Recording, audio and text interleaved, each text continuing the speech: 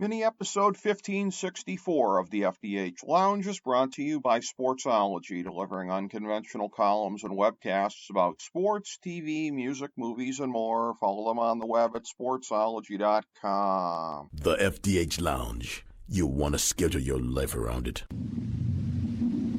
A long time ago, on a gloomy, wet Cleveland spring night, two men stand alone amidst the late-night drizzle. Their voices echo across the vacant station parking lot as they debate the merits of the great American radio show that have been missing for far too long. On that night, an idea was born. That idea became the FDH Lounge.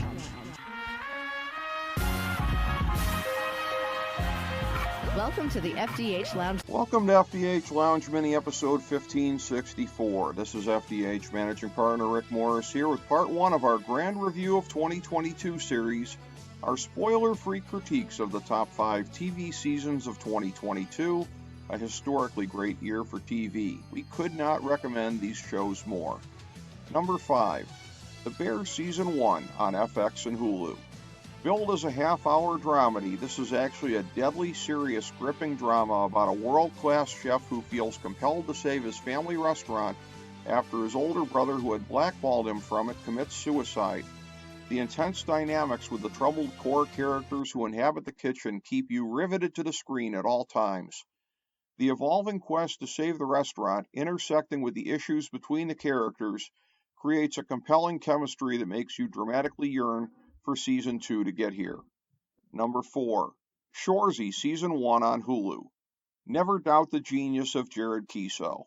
When it was announced that one-dimensional hockey goon, trash talker, and MILF slayer Shoresy was going to be spun off of the amazing Letterkenny comedy, it was easy to wonder how a show built around him would fare. Well, wonder no more.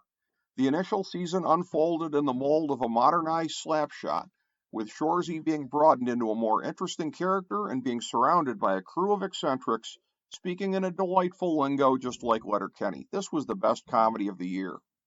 Number 3, Better Call Saul Season 6 on AMC and AMC+.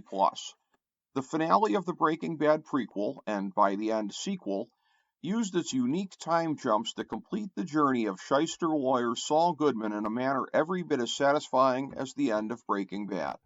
All questions were answered, and interesting background was provided about both the characters who would make it to the Breaking Bad timeline and those who would not. It will go down as one of the greatest final seasons of all time.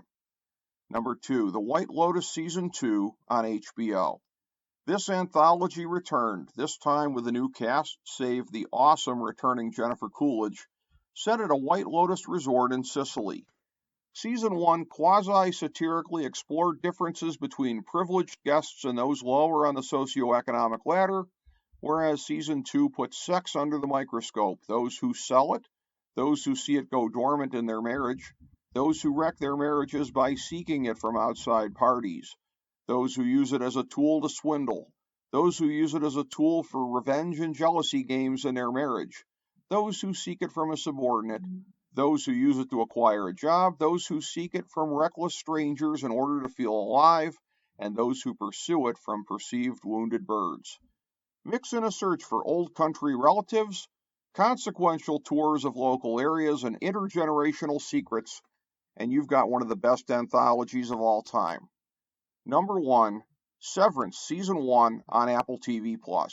This was a truly revolutionary piece of storytelling set in a fictional Lumen Industries in the winter of an unnamed Northern Company town.